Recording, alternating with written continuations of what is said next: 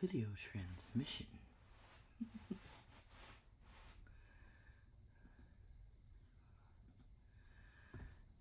And we are live. All right, ready whenever you are. Which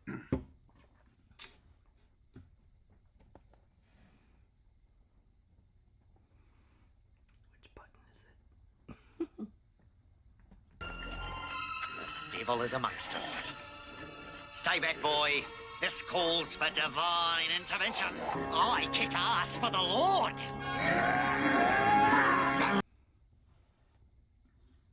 A good newspaper, I suppose, is the nation talking to itself. Arthur Miller. We are not afraid to entrust the American people with unpleasant facts, foreign ideas, alien philosophies, and competitive values. For a nation that is afraid to let its people judge the truth and falsehood in an open market is a nation that is afraid of its people. John F. Kennedy. Let's see what's in the news. Welcome to Heresy and Hearsay, a podcast to reclaim faith in the context of political discussion. I'm Reverend Barney, and you can follow me at Sephiroth II. That's SEPHIROTHII, and you can follow the show's Twitter by just looking for Heresy and Hearsay. Heresy and Hearsay as a Patreon site where you can find us and support the show at patreon.com/heresy and hearsay. You can find past shows. We are working on doing some exclusive content soon, and you can find all of that by becoming a Patreon. Just $2 a month goes a long way to help this humble show. And today, my co-host, this show's intrepid investigative reporter, September.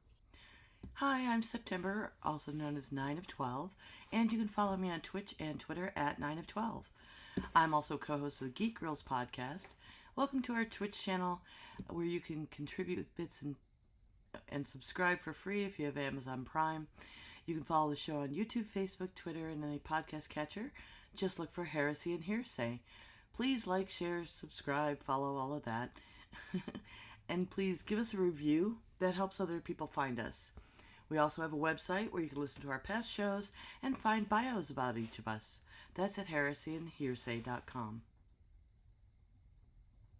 So before we jump into today's episode, just real quick, next week's show is going to be, is there such a thing as a moral war? We'll be talking about the moralities of war, the costs, both politically and on a religious basis, and we'll, go over all of that. But before we start this week's discussion, can uh, Brother Bowie lead us in a word of prayer? Our Father, who art in heaven, hallowed be thy name. Thy kingdom come, thy will be done, on earth as it is in heaven. Give us this day our daily bread, and forgive us of trespasses, as we forgive those who trespass against us. Lead us not into temptation, but deliver us from evil. For thine is the kingdom, the power, and the glory, forever and ever. Amen. Thank you, Brother Bowie. So, this is what I like to call our junk drawer stuff. This is basically news that's come up that is kind of, it's important, but it's not enough for its own like unique episode or whatever. So we kind of clean it up, clean out our junk drawer every so often because that's what you should do, even as a homeowner. Do you clean out your junk drawer, September? Do you have a junk drawer? I have more than one. And how often did you go through it and go, oh, I don't need this anymore? I am very bad at cleaning it out. Yeah, all of us are about that. But, that's it. Maybe something we should all, uh, every quarter go through our junk drawers. So something to that effect. So, but this is kind of that. Just some news that's hit that we want to talk about and kind of go over and see how it fits. So, first off, Justice Breyer is set to retire in July, at the end of the summer session of the Supreme Court. This is not going to change the Supreme Court as far as the uh, what do I put? How the standing is still going to be a 6-3 court. He keeps claiming he doesn't want to politicize the court, but that ship sailed years ago, and at this point, it's you know we'll be getting a new justice. Biden is keeping his promise and saying that he is going to uh, select a black woman jurist to be the new justice. I have some personal thoughts on this as far as that's concerned, which is, I'm glad he's keeping that promise, but there's more to that. What is your overall thoughts about Breyer and him leaving now and his past? I mean, he deserves to retire. He's 83. He hung in there. Yeah. It was good to have somebody reasonable and liberal on the court. So hopefully, I think Biden has plenty of excellent black women to choose from to at least hold the line. And I hope he chooses Uh, someone on the young side. yeah, I hope so too. I do. I have a want. I really do. Your I mic really is want him. I'm sorry. you're having your mic sounds bad, honey. I'm sorry. I don't know I what's it's it is. Like it's not that your volume is getting too loud for it to do it, but it was doing it a little last week and it's more this week. It's crackling. It's okay. nothing I have Maybe any if I control over. I don't know. I'm sorry. Because I'm using the good mic and everything else. So Yeah, I'm I'll just just. worried because I can't fix whatever it is. It's probably my computer. I definitely need a new one. Okay. Um, that's just the way that is. I'm sorry. Okay. Um, how am I right now? Am I I mean, you're okay? okay. Not. It's just you start talking, it crackles. But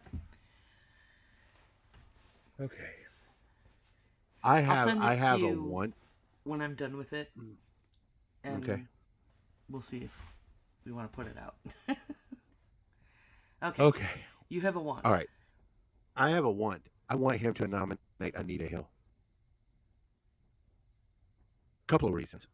First off, I think that would be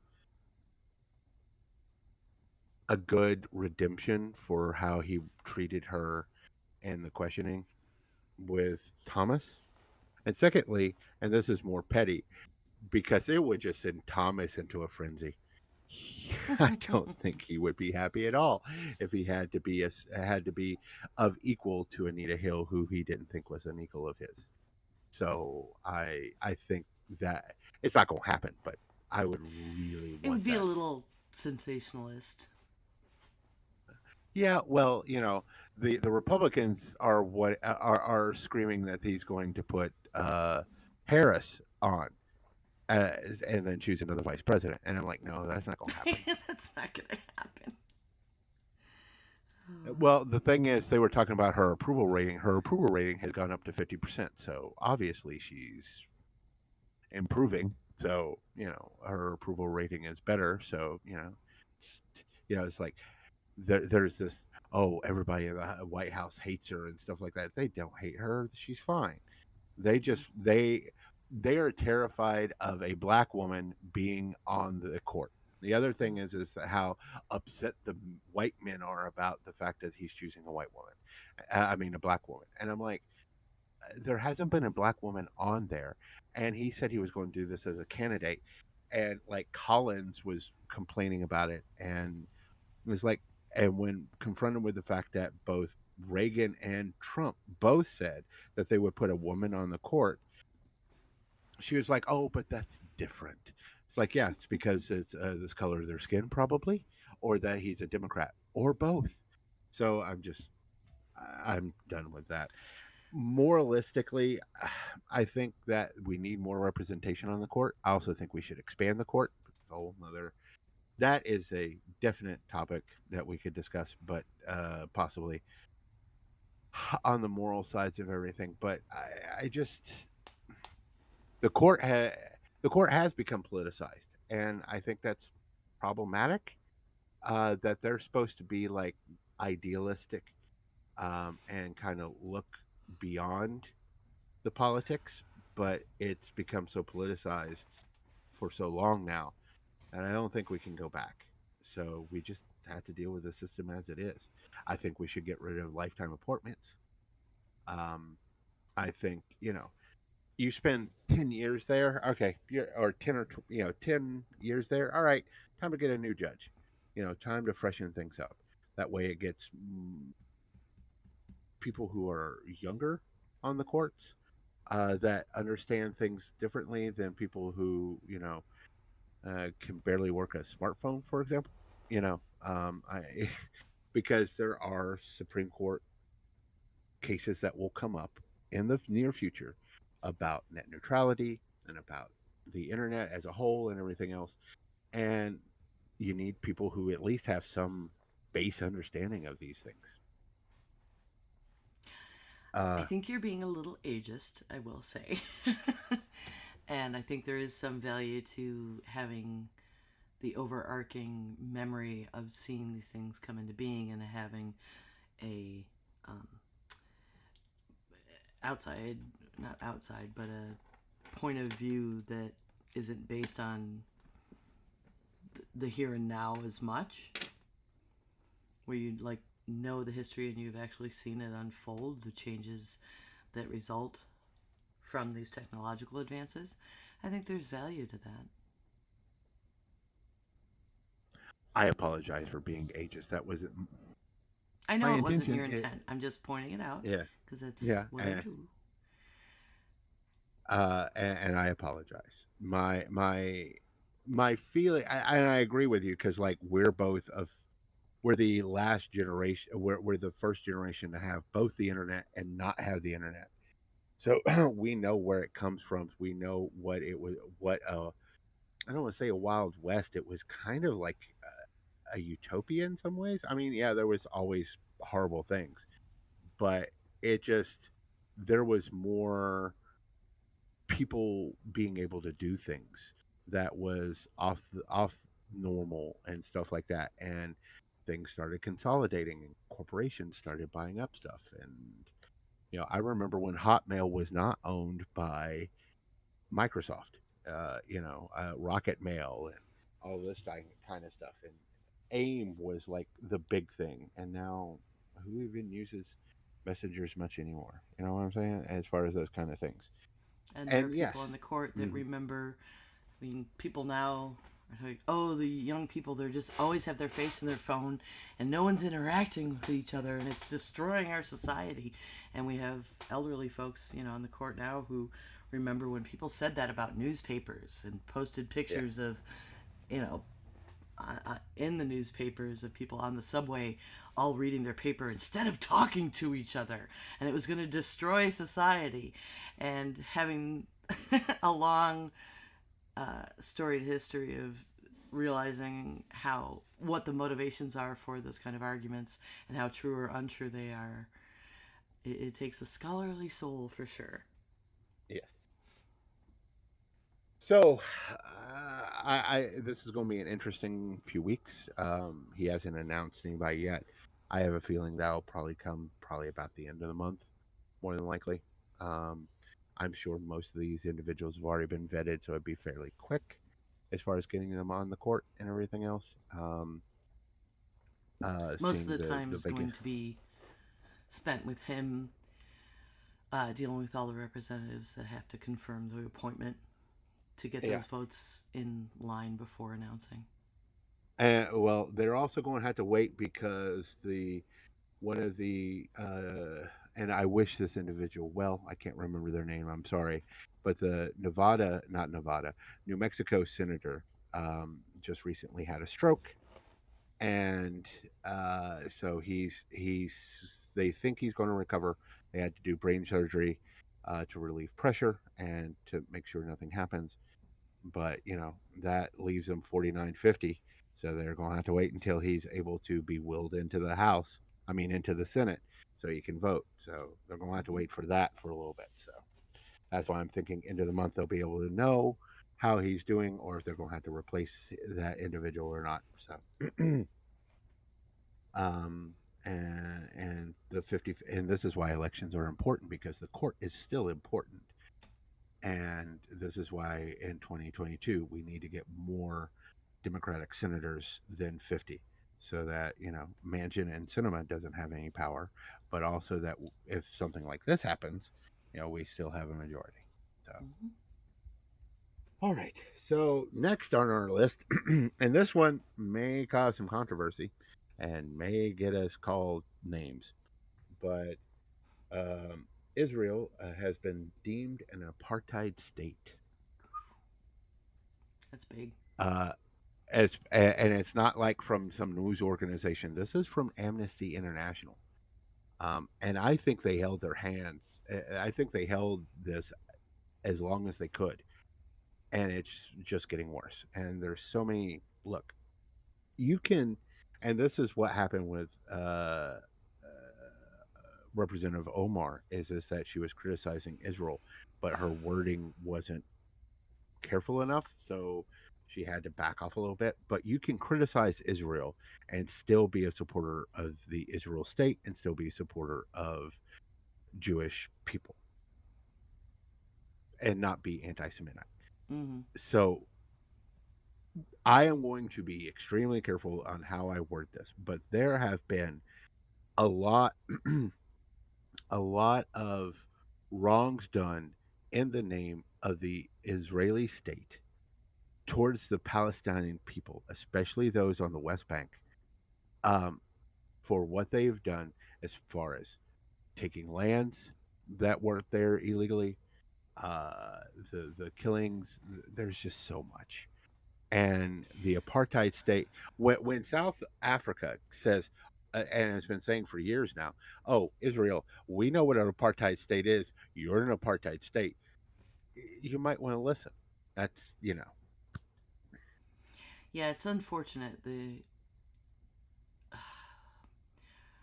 the racist play in this, back and forth, and you can never, ever, ever say anything against anything Israel does without being anti Semitic. And that's not fair to people and citizens of these places and Jewish folks. It's awful.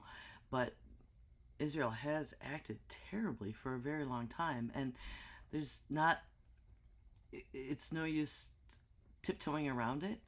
If you look at Amnesty uses their definition of apartheid, which was put forth by the International Criminal Court's founding treaty in like 2002, it is, quote, the crime of apartheid means inhumane acts committed in the context of an institutionalized regime of systemic oppression and domination by one racial group over any other racial group or groups, and committed with the intention of maintaining that regime, end quote.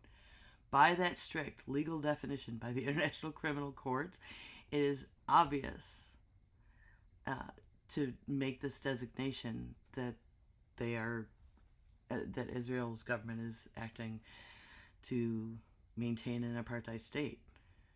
The yeah, separations and the destructions and the death, and then uh, basically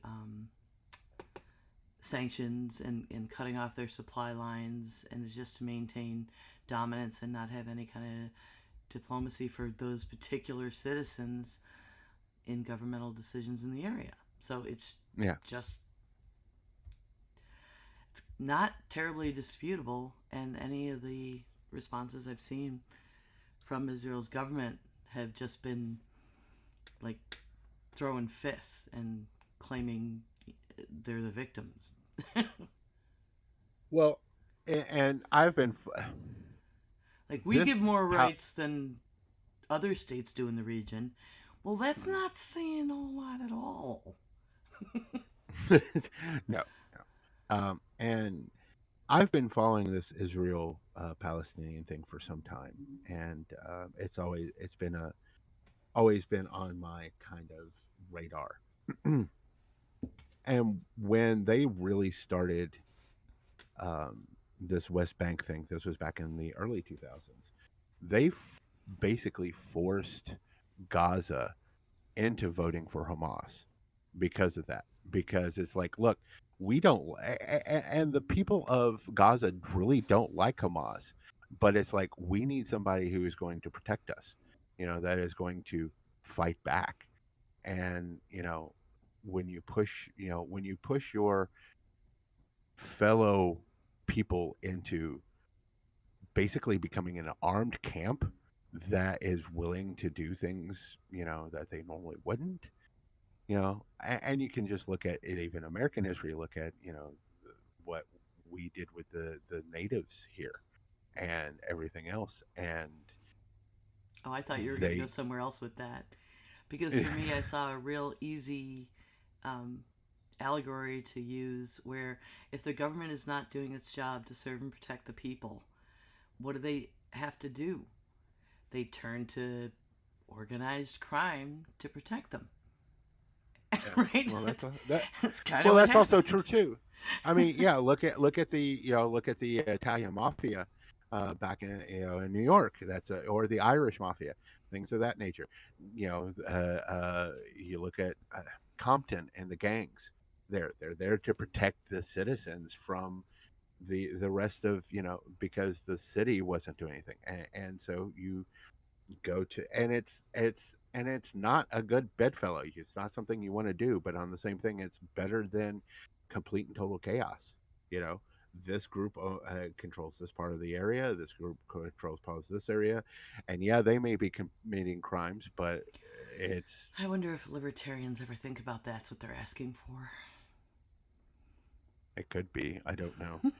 I read Atlas Shrugs once, and I didn't even like her writing. So it's like I tried to get through Fountainhead, and I'm like, oh, that was a mistake Well, on I my don't think part. that even necessarily accurately reflects, but I mean, the modern No, libertarian government should get out of everything, and private people and companies will take it over, and you know, people will fend for themselves, and people will do the right thing, and no, no, they won't. th- I've seen I've seen the original movie Rollerball, and that's what happens as corporations take over. And I'm like, and then they make blood sports out of the rest of us. Nah, I'm good, thanks. I don't think I could survive in that dystopia. So, but yeah, I think I really hope that Israel realizes what it's doing to itself and how it's ostracizing itself from the rest of the world.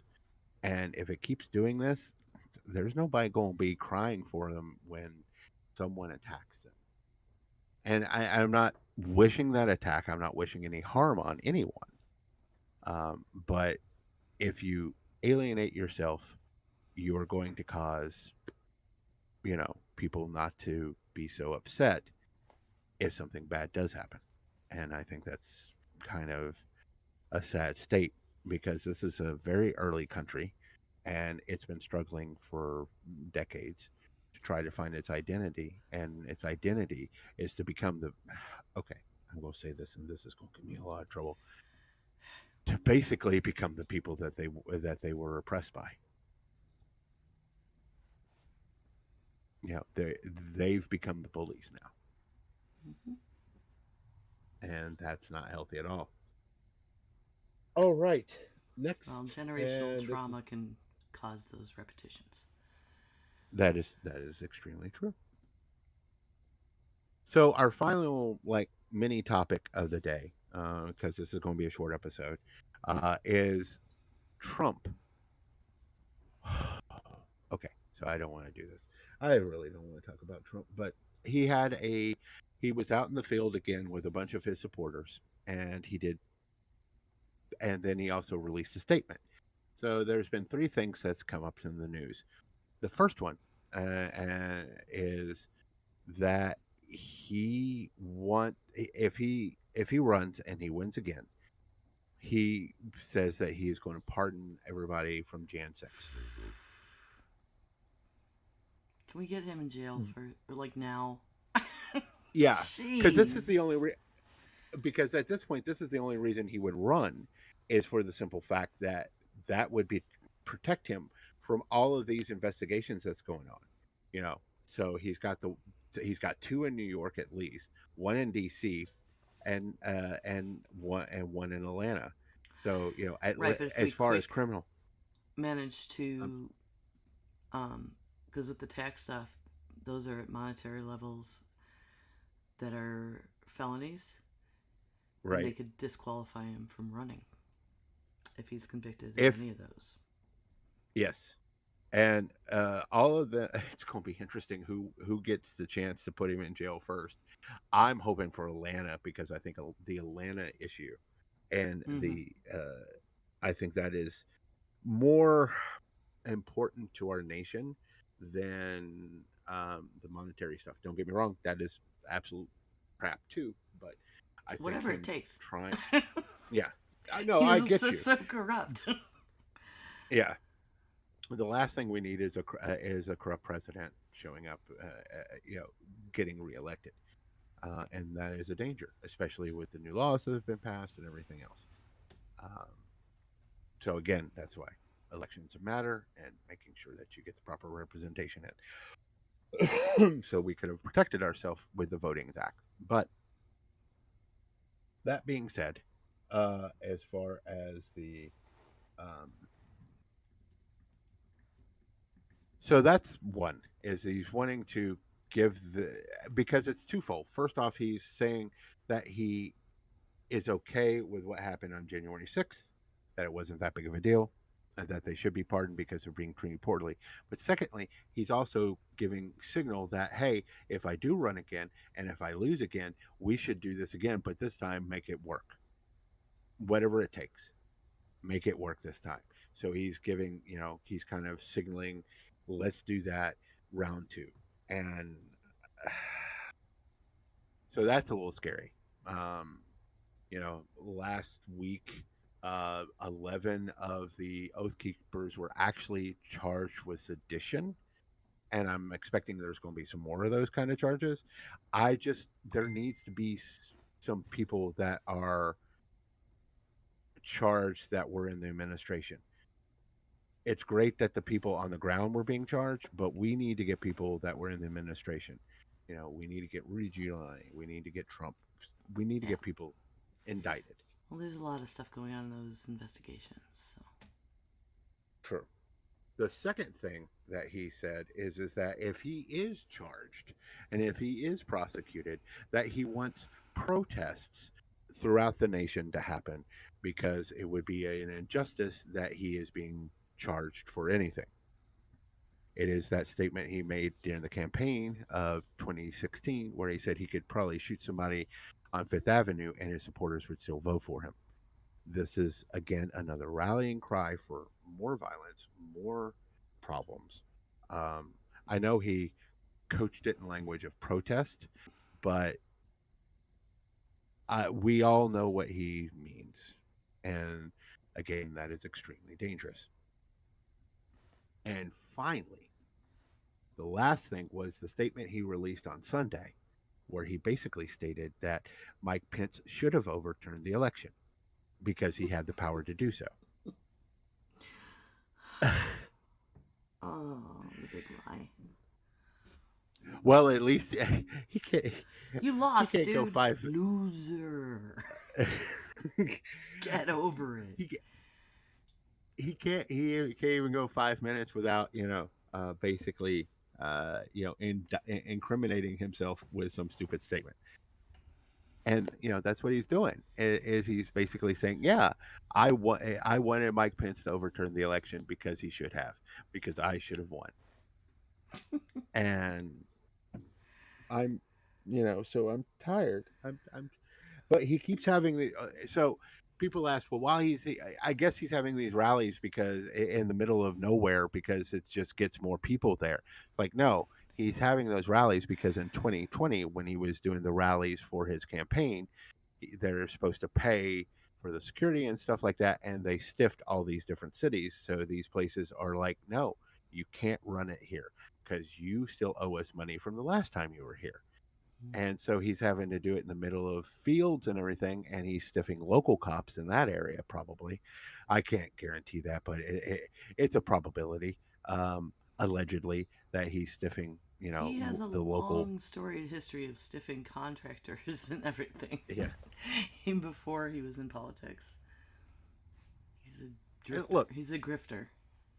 yes, he is. And here's the thing: how do you, as a, how do you screw up a casino so badly that it fails? It's a casino. It should be raking in money. What have you done? How have you made this so bad? It's like three card money. If you're good at three card money, you'll never lose. We know a magician. I have all but marked the card and I still lose. So I'm like, never play three card money with a magician. And more importantly, it's like never work for Trump because he's not gonna pay you.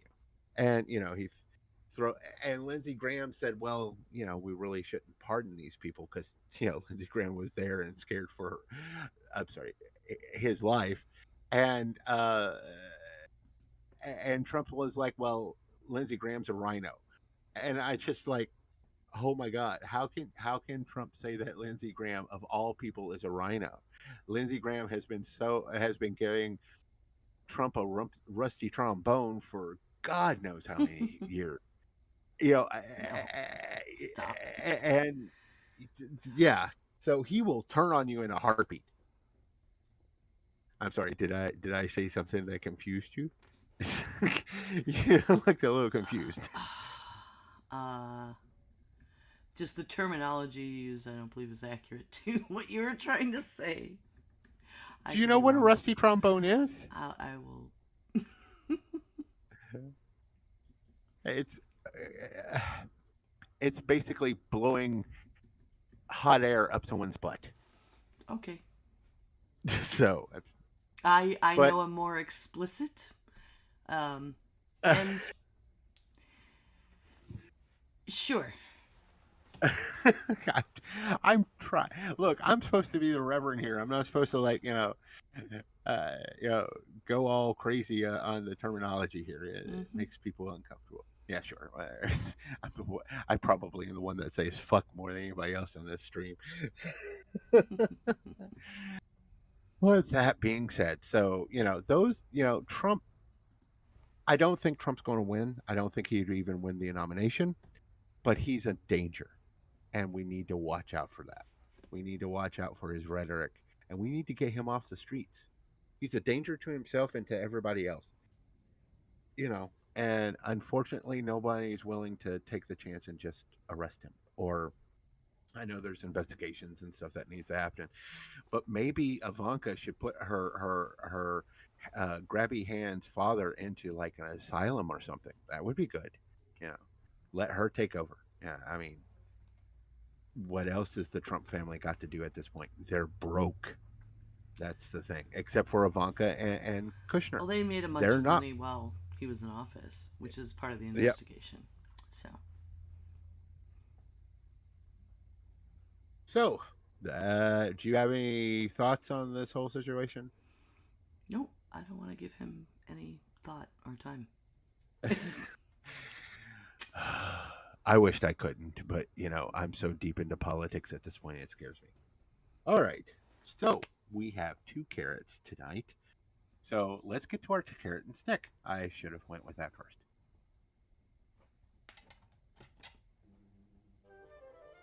Me. What's up, Doc? So I'm going to do the first carrot because this is the one I found. There was a flight out of Afghanistan with over 250 dogs and cats that had been rescued from Afghanistan to be reunited with their owners.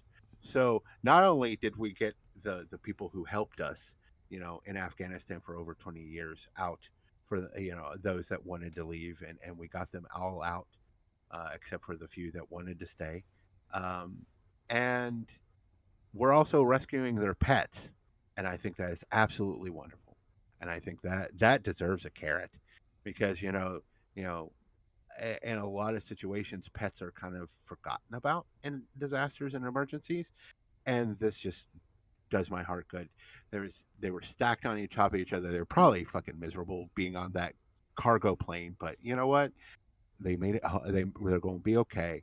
They'll get the treatments and everything that they need to calm them down, be okay again, and then they'll be reunited with their owners, and that'll make me cry.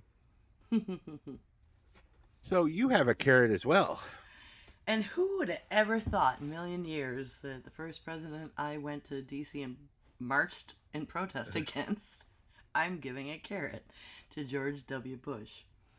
Uh, George has maxed out his personal political donations to the Trump impeachment supporters Liz Cheney and Lisa Murkowski. He's also held a fundraiser for Cheney, and he's condemned the January 6th attacks. He's fighting the good fight and being clear and not being partisan and not being a blind loyalist and putting his money where his mouth is. So good on him. I think it's fantastic. And of course, it doesn't hurt that Liz Cheney is also the daughter of Dick Cheney, who was his vice president. But even with that said, he didn't have to do this. And I think it's a good thing that there are still, and look, I am never going, 94% of the time, I'm not going to agree with Liz Cheney and her political views. But on the same thing, But it's how do okay you that, feel about the people Trump has put against her? Like, there are people running against both of them in primaries that are like Trumpsters. what you mean, more Marjorie Taylor Greens? Because that's all we Mm-hmm. need in my life. That's all I needed. They will, So, those, even I if you don't need. consider it a lesser of evils, uh, I do, and you know what? It's okay W's to doing vote the for the right less. thing. I hate when people is like, well, there's this lesser of two evils. It's like, well, vote for the lesser evil. What the fuck's wrong with you? it's like, it's like I understand that this may be just just two pieces of bread, and we're calling it a sandwich, and but the other is a shit sandwich. Choose the two pieces of bread. Fuck. And it's like, geez, I don't know why that's such a horrible thing. Yes, I understand you want a third party. Start from the bottom. This whole, electing a president from the Green Party is bullshit, or whatever. Start from the bottom, build it up from the school boards on up. That's how the others got started. You can't start from the top. It doesn't work that way. Mm-hmm. So And I tell you, he didn't make any other political donations in 2021 before October till he jumped in on these. yeah. And And, his strong words at the Cheney fundraiser. mhm. I don't know if you saw this, but it was a anniversary of 9/11, and he Right. compared domestic right-wing extremists to the 9/11 perpetrators, and like Wow. he's yeah. Yeah. Speaking of right wing agitators and alt right individuals, our carrot, I mean our stick, is from Florida, and it's the same subject. Um, it shouldn't be hard to condemn Nazis. Really, it shouldn't. I mean, Captain America taught us all how to punch Nazis in the face, but it shouldn't be hard. We fought a war against Nazis. It shouldn't be that hard to deal with Nazis. But yet, Ron DeSantis can't seem to condemn Nazis, and basically says it's an attack on him for people wanting him to condemn Nazis.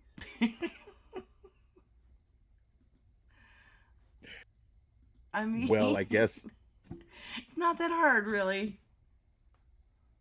if that's how you feel, Ron, maybe you should reevaluate who you are, because it seems like you're a Nazi. If you can't condemn them and you think it's a personal attack for people asking you to condemn them, that means you identify with them. So I know those are leaps in logic, but not really. So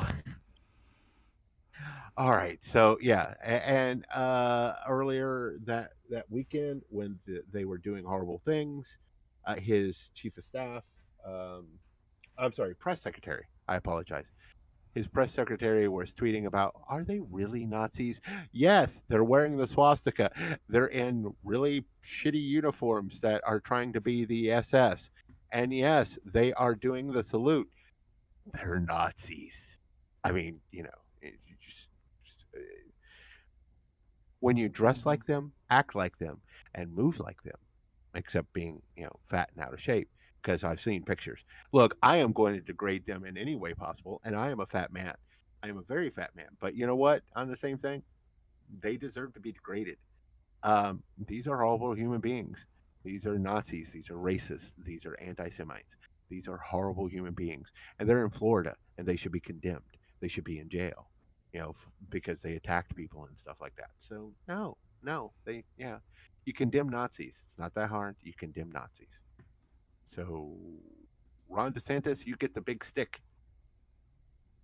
And with that, any closing thoughts? Nope. All right. Do not forget that next week's show is going to be about is there such a thing as a moral war? And with that, I want to thank you for joining us at Heresy and Hearsay. I'm Reverend Barney, and you can follow me on Twitter at Seth Roth II. You can find the show on Facebook, Twitter, YouTube, and any podcast catcher, as well as our website. Just Google us. Don't forget our Patreon page, where $2 a month keeps this show going, and also how I pay my bills. I'm September, and you can follow me on Twitch and Twitter at 9 of 12 and hear me on the Geek Grills podcast. Thanks for listening today, and bless your hearts. Diamond Club hopes you have enjoyed this program. Okay.